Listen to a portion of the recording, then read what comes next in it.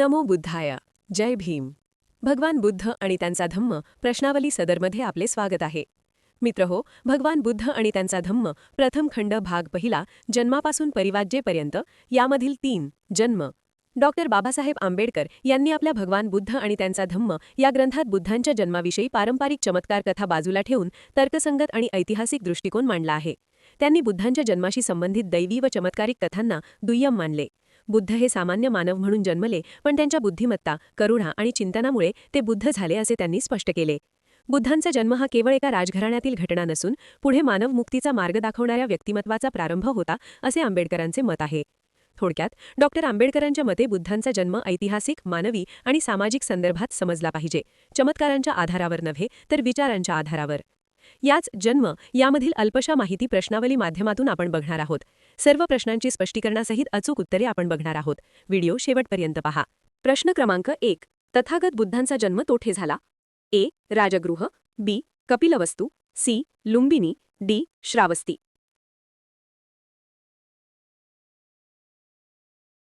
आणि याचे अचूक उत्तर आहे पर्याय क्रमांक सी. लुंबिनी. तथागत बुद्धांचा जन्म वैशाख पौर्णिमेला शाक्य गणराज्यातील लुंबिनी वनात मायादेवी यांच्या पोटी झाला. तथागत बुद्धांचा जन्म लुंबिनी येथे झाला. आज हे ठिकाण सध्याच्या नेपाळ देशात आहे. लुंबिनी हे त्या काळी शाक्य गणराज्य आणि कोलीय गणराज्य यांच्या सीमेजवळ असलेले सुंदर उद्यान होते. बुद्धांची माता मायादेवी या आपल्या माहेरी देवदह येथे जात असताना लुंबिनी वनात थांबल्या. तेथे वैशाख पौर्णिमेच्या दिवशी त्यांनी एका सालवृक्षाची फांदी धरून राजकुमारास जन्म दिला. या बालकाचे नाव पुढे सिद्धार्थ ठेवण्यात आले, जो पुढे ज्ञानप्राप्तीनंतर बुद्ध म्हणून ओळखला गेला. बुद्धांचे वडील शुद्धोधन हे शाक्य गणराज्याचे प्रमुख होते, त्यामुळे बुद्धांचा जन्म क्षत्रिय कुळात झाला. सम्राट अशोकाने इसवी पूर्व 3ऱ्या शतकात लुंबिनी येथे भेट देऊन तेथे एक स्तंभ उभारला, अशोक स्तंभ, ज्यावरील लेखात बुद्धांचा जन्म येथे झाल्याची नोंद आहे. त्यामुळे लुंबिनी हे ऐतिहासिकदृष्ट्या प्रमाणित जन्मस्थान मानले जाते. प्रश्न क्रमांक 2. बुद्धांचा जन्म कोणत्या कुळात झाला होता? ए. मौर्य, बी. गुप्त, सी. लिच्छवी, डी. शाक्य. आणि याचे अचूक उत्तर आहे पर्याय क्रमांक डी. शाक्य.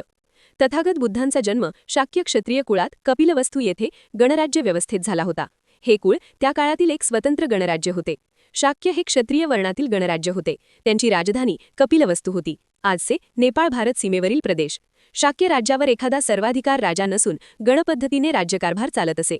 बुद्धांचे वडील शुद्धोधन हे शाक्य गणराज्याचे प्रमुख होते, गणाध्यक्ष. त्यामुळे बुद्धांचा जन्म क्षत्रिय कुळात झाला असला तरी ते पारंपरिक अर्थाने सम्राटाचे पुत्र नव्हते, तर एका गणराज्य प्रमुखाचे पुत्र होते. त्यामुळे त्यांचे बालपण ऐश्वर्यात गेले, परंतु ते एका लोकशाही सदृश्य व्यवस्थेत वाढले. शाक्य हे स्वतंत्र आणि स्वाभिमानी गणराज्य होते. पुढे कोसल राज्याने शाक्य गणराज्य जिंकले.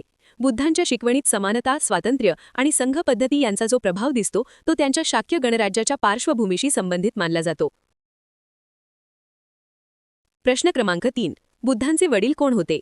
ए. बिंबिसार, बी. शुद्धोधन, सी. प्रसेनजित, डी. अजातशत्रू. आणि याचे अचूक उत्तर आहे पर्याय क्रमांक बी. शुद्धोधन. तथागत बुद्धांचे वडील शुद्धोधन होते. ते शाक्य गणराज्याचे प्रमुख होते. त्यांची राजधानी कपिलवस्तू होती. शाक्य हे क्षत्रिय कुळातील स्वतंत्र गणराज्य होते. शुद्धोधन हे पारंपरिक अर्थाने सर्वाधिकार असलेले सम्राट नव्हते, तर गणपद्धतीने चालणाऱ्या राज्याचे प्रमुख होते. त्यामुळे ते राजा म्हणून ओळखले जात असले तरी त्यांची सत्ता मर्यादित आणि लोकाधारित स्वरूपाची होती. शुद्धोधनांनी आपल्या पुत्र सिद्धार्थाला सर्व प्रकारचे ऐश्वर्य आणि सुखसोयी दिल्या. त्यांनी सिद्धार्थाला दुःख, वार्धक्य, रोग आणि मृत्यू यांसारख्या कठोर वास्तवांपासून दूर ठेवण्याचा प्रयत्न केला. परंतु सिद्धार्थाने जीवनातील सत्य पाहिल्यानंतर संन्यास स्वीकारला. ज्ञानप्राप्तीनंतर बुद्ध कपिलवस्तूला परत आले तेव्हा शुद्धोधनांनी त्यांचे स्वागत केले आणि पुढे त्यांनी बुद्धांचा धम्म स्वीकारल्याचेही उल्लेख आढळतात. बुद्धांचे वडील शुद्धोधन हे शाक्य गणराज्याचे प्रमुख होते. त्यांनी सिद्धार्थाला राजकीय आणि सामाजिक वातावरण दिले, ज्याचा प्रभाव पुढे बुद्धांच्या विचारांवर पडला. प्रश्न क्रमांक 4. बुद्धांची माता कोण होती? पर्याय क्रमांक ए. महाप्रजापती गौतमी, पर्याय क्रमांक बी. यशोधरा, पर्याय क्रमांक सी. मायादेवी, पर्याय क्रमांक डी. सुजाता.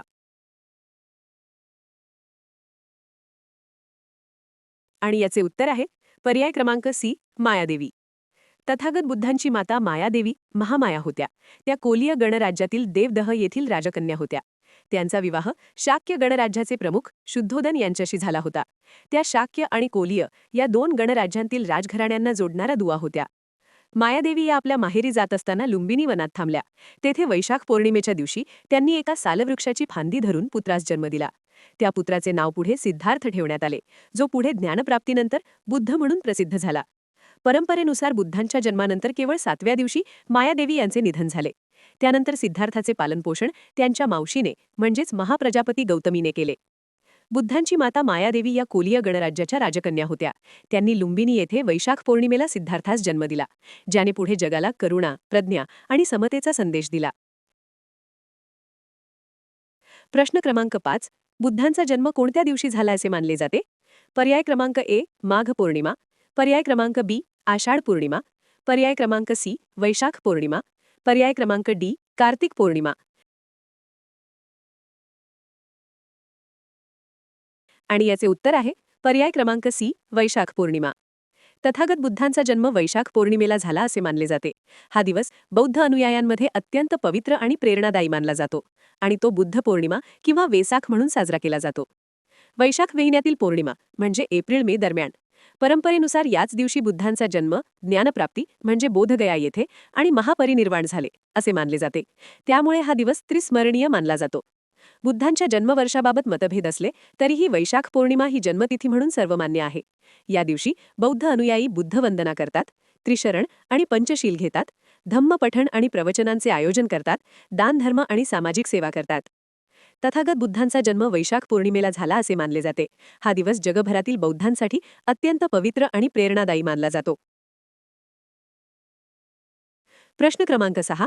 बुद्धांचे बालपणीचे नाव काय होते? पर्याय क्रमांक ए आनंद, पर्याय क्रमांक बी सिद्धार्थ, पर्याय क्रमांक सी राहुल, पर्याय क्रमांक डी गौतम. आणि याचे उत्तर आहे पर्याय क्रमांक बी सिद्धार्थ. बुद्धांचे बालपणीचे नाव सिद्धार्थ होते. पुढे ज्ञानप्राप्तीनंतर ते तथागत बुद्ध म्हणून संपूर्ण जगात प्रसिद्ध झाले.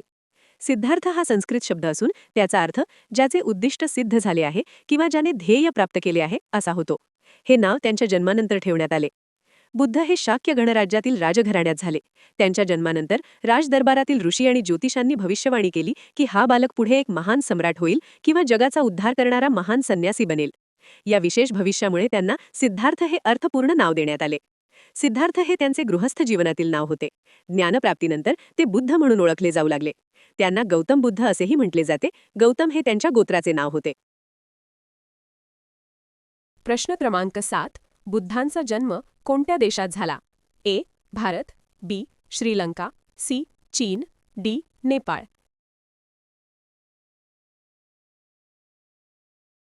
आणि याचे अचूक उत्तर आहे पर्याय क्रमांक डी नेपाळ. तथागत बुद्धांचा जन्म सध्याच्या नेपाळ देशातील लुंबिनी येथे झाला. त्यामुळे नेपाळला बुद्धांची जन्मभूमी म्हणून विशेष ऐतिहासिक आणि धार्मिक महत्त्व आहे. बुद्धांचा जन्म लुंबिनी येथे झाला, जे आजच्या नेपाळ देशात आहे. लुंबिनी हे त्या काळी शाक्य गणराज्याच्या सीमेजवळील एक सुंदर उद्यान होते. आज ते नेपाळमधील रूपनदेही जिल्ह्यात स्थित आहे. सम्राट अशोकांनी इसवी सन पूर्व 3ऱ्या शतकात लुंबिनी येथे भेट देऊन एक स्तंभ उभारला. त्या अशोक स्तंभावरील लेखात बुद्धांचा जन्म येथे झाल्याची स्पष्ट नोंद आहे. त्यामुळे लुंबिनी हे बुद्धांचे ऐतिहासिक आणि प्रमाणित जन्मस्थान मानले जाते. लुंबिनी हे आज युनेस्को जागतिक वारसा स्थळ म्हणजेच वर्ल्ड हेरिटेज साईट आहे. जगभरातील बौद्ध अनुयायी येथे दर्शनासाठी येतात. प्रश्न क्रमांक 8. बुद्धांचा जन्म कोणत्या उद्यानात झाला? ए जेतवन, बी आम्रपाली उद्यान, सी लुंबिनी वन, डी वेणुवन. आणि याचे अचूक उत्तर आहे पर्याय क्रमांक सी लुंबिनी वन. तथागत बुद्धांचा जन्म लुंबिनी वनात झाला. हे उद्यान आजही जगभरातील बौद्धांसाठी अत्यंत पवित्र आणि ऐतिहासिक स्थळ आहे. लुंबिनी हे सध्याच्या नेपाळ देशातील रूपनदेही जिल्ह्यात आहे. त्या काळी ते शाक्य आणि कोलीय गणराज्यांच्या सीमेजवळील रमणीय उद्यान होते. हे ठिकाण आज लुंबिनी पवित्र उद्यान म्हणजेच सेक्रेड गार्डन म्हणून ओळखले जाते. बुद्धांची माता मायादेवी या आपल्या माहेरी देवदह येथे जात असताना लुंबिनीच्या उद्यानात थांबल्या. वैशाख पौर्णिमेच्या दिवशी त्यांनी एका साल वृक्षाची फांदी धरून पुत्रास जन्म दिला. त्या बालकाचे नाव पुढे सिद्धार्थ ठेवण्यात आले.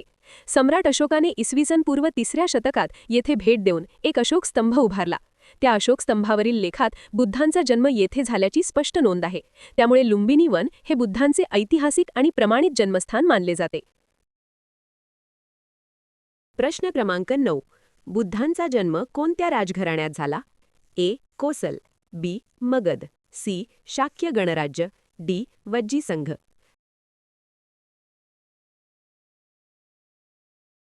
आणि याचे अचूक उत्तर आहे पर्याय क्रमांक सी, शाक्य गणराज्य. तथागत बुद्धांचा जन्म शाक्य क्षत्रिय राजघराण्यात कपिलवस्तू येथे झाला. हे राजघराणे गणराज्य पद्धतीने चालणारे होते, ज्याचा प्रभाव पुढे बुद्धांच्या धम्म आणि संघरचनेवर पडला. शाक्य हे क्षत्रिय कुलातील स्वतंत्र गणराज्य होते. त्यांची राजधानी कपिलवस्तू येथे होती, आजचा नेपाळ भारत सीमा भाग. शाक्य राज्यात एकाधिकारशाही राजेशाही नव्हती, ते गणराज्य पद्धतीने चालणारे राज्य होते. बुद्धांचे वडील शुद्धोधन हे शाक्य गणराज्याचे प्रमुख म्हणजे गणाध्यक्ष होते. माता मायादेवी या कोलीय गणराज्याच्या राजकुमारी होत्या. त्यामुळे बुद्धांचा जन्म दोन प्रतिष्ठित क्षत्रिय गणराज्यांच्या राजघराण्यांच्या संगमातून झाला. सिद्धार्थ म्हणजे बुद्धांचे बालनाव यांचे बालपण ऐश्वर्यपूर्ण वातावरणात गेले. त्यांना सर्व प्रकारच्या सुखसोयी उपलब्ध होत्या. तथापि त्यांनी पुढे सांसारिक जीवनाचा त्याग करून सत्याच्या शोधासाठी संन्यास स्वीकारला. बुद्ध सम्राटाचा पुत्र नव्हते, तर एका गणराज्य प्रमुखाचे पुत्र होते. त्यामुळे त्यांच्या विचारांमध्ये समता, संघव्यवस्था आणि लोक आधारित तत्वांचा प्रभाव दिसून येतो. प्रश्न क्रमांक 10. मायादेवी यांनी बुद्धांना जन्म देताना कोणत्या वृक्षाची फांदी धरली होती? ए. पिपळ, बी. वड, सी. साल, डी. आम्र. आणि याचे अचूक उत्तर आहे पर्याय क्रमांक सी, साल. मायादेवी यांनी बुद्धांना जन्म देताना साल वृक्षाची फांदी धरली होती. हा प्रसंग बौद्ध परंपरेतील अत्यंत महत्त्वाचा आणि पवित्र मानला जातो. बुद्धांचा जन्म लुंबिनी वन येथे झाला.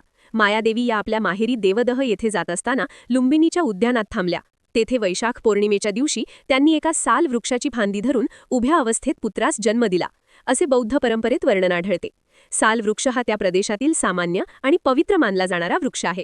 बौद्ध कला, शिल्प आणि चित्रात मायादेवी साल वृक्षाची फांदी धरून उभ्या असल्याचे दृश्य वारंवार दिसते. हा प्रसंग बुद्धांच्या जन्माचे प्रतिकात्मक आणि ऐतिहासिक स्मरण म्हणून मानला जातो. मित्रहो, भगवान बुद्ध आणि त्यांचा धम्म प्रथम खंड भाग पहिला यामधील 3 जन्म यावर आधारित प्रश्नावलीमधील सविस्तर माहिती आपणास कशी वाटली? अवश्य कमेंट्स करून सांगा. व्हिडिओला लाईक करा, सबस्क्राईब करा. शिवाय वाचनीय आवड असणाऱ्या आपल्या सर्व मित्रबांधवांना शेअरही करा. जय भीम, जय बुद्धाय.